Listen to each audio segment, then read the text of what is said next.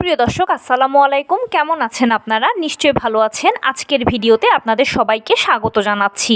আজকে আমি আপনাদের সাথে খুবই গুরুত্বপূর্ণ একটা টপিক নিয়ে আলোচনা করব। রিসেন্টলি আমাকে একজন প্রশ্ন করেছেন যে আপু, লেবার পেইন শুরুর মুহূর্তটা কেমন হয়?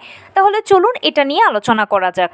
বাই দ্য ওয়ে, মূল ভিডিওতে যাওয়ার আগে একটা কথা বলি, আমি আমার চ্যানেলে pregnancy related, specially normal delivery related অনেক ইম্পর্ট্যান্ট তথ্য ভিডিও আকারে শেয়ার করে থাকি।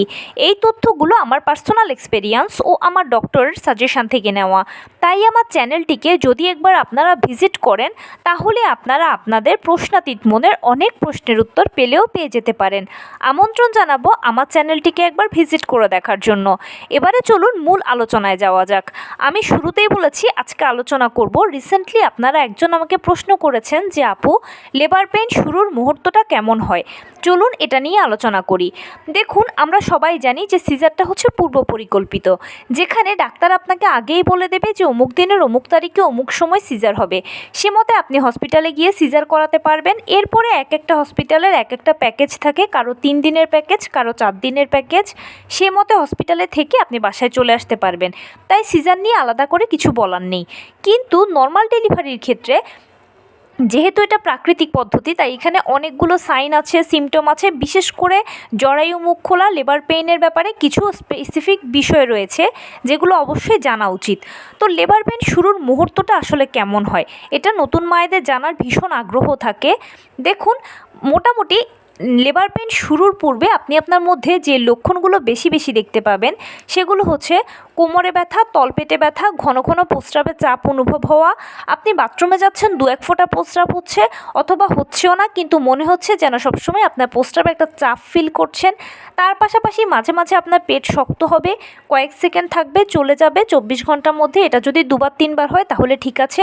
আর 24 ঘন্টার মধ্যে যদি 12 বার, 14 বার, 15 বার, 20 বারও পেট শক্ত হয়, তাহলে অতি দ্রুত ডাক্তারের সাথে যোগাযোগ করতে হবে। এটা স্বাভাবিক নয়। স্বাভাবিক পর্যায়টা হচ্ছে 24 ঘন্টার মধ্যে 2-3 বার পেট শক্ত হওয়া। এছাড়াও যেটা দেখতে পাবেন, বিভিন্ন ধরনের স্রাব যাবে। কারো পাতলা স্রাব পা দিয়ে গড়িয়ে পড়ে। এছাড়া কারো দুধের স্বরের মতো ভাঙা ভাঙা স্রাব যায়, কারো আঠালো স্রাব যায়, কারো থকথকে স্রাব যায়। বিভিন্ন রকমের স্রাব যেতে পারে। অনেকে স্রাবের বর্ণ আবার হালকা হলদে হয়, আবার বা হালকা সবুজও হয়। এই ধরনের লক্ষণগুলো নিজের মধ্যে বেশি দেখবেন। পাশাপাশি ফলস পেইনটা খেয়াল করবেন। ফলস পেইন কোমরের দিক থেকে শুরু হয়ে তলপেটের কাছে এসে পায়ের নিচ দিয়ে চলে যাবে। খুবই অল্প সময়ের জন্য এটা থাকবে, কিন্তু লেবার পেইন অরিজিনালটা আসার আগে ফলস পেইনটা ঘন ঘন হবে। এই লক্ষণগুলো আপনি নিজের মধ্যে মোটামুটি নবম মাস বা 36 সপ্তাহ থেকে বা 37 সপ্তাহ থেকে দেখতে শুরু করবেন। যত সামনের দিকে আগাবেন, মানে সপ্তাহ আগাবে 37, 38, 39, ততই এই লক্ষণগুলো বেশি দেখবেন। এগুলো চলতে একটা পর্যায়ে আপনার লেবার পেইন শুরু হয়ে যাবে। কার কখন, কোন দিন, কোন সময় লেবার পেইন আসবে, কত সপ্তাহে আসবে সেটা বলা যায় না। কারণ যেহেতু পদ্ধতিটা প্রাকৃতিক, যে কোনো সময় যে কোনো মুহূর্তে আপনার লেবার পেইন আসতে পারে। সকালে, দুপুরে, মাঝরাতে, মধ্যরাতে, যে কোনো সময় আপনার লেবার পেইনটা আসতে পারে। তাই সবসময় আপনাকে নবম মাসে পড়লেই ডেলিভারির জন্য প্রিপারেশানটা নিয়ে নিতে হবে।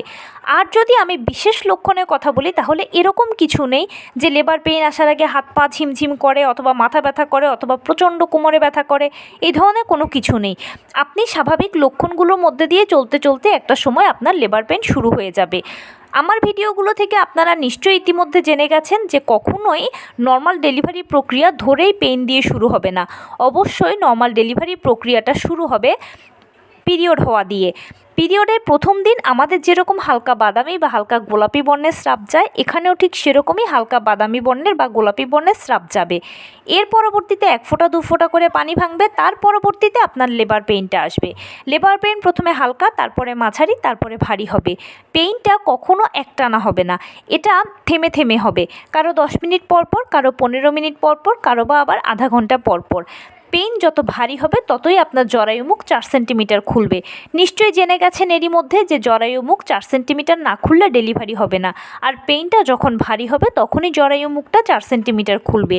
এরপরে আপনাকে লেবার রুমে নিয়ে যাওয়া হবে এবং যা যা ডেলিভারি প্রক্রিয়া আছে সব কিছুর মধ্য দিয়ে চলতে চলতে একটা সময় দেখবেন যে আপনার ডেলিভারি হয়ে গেছে।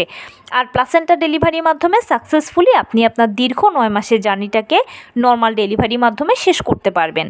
তো এই ছিল আজকের ভিডিও। কেমন লাগলো বলুন?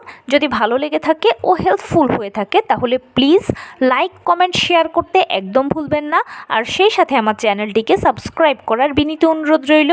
পাশে থাকা বেল আইকনটি ক্লিক করে দেবেন যেন আমি ভিডিও আপলোড করার সাথে সাথে আপনারা নোটিফিকেশান পেয়ে যান।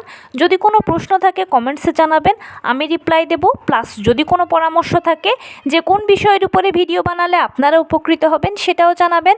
আমি আপনাদের পছন্দের সর্বোচ্চ প্রায়োরিটি দেব। ভালো থাকবেন, সুস্থ থাকবেন। আসসালামু আলাইকুম।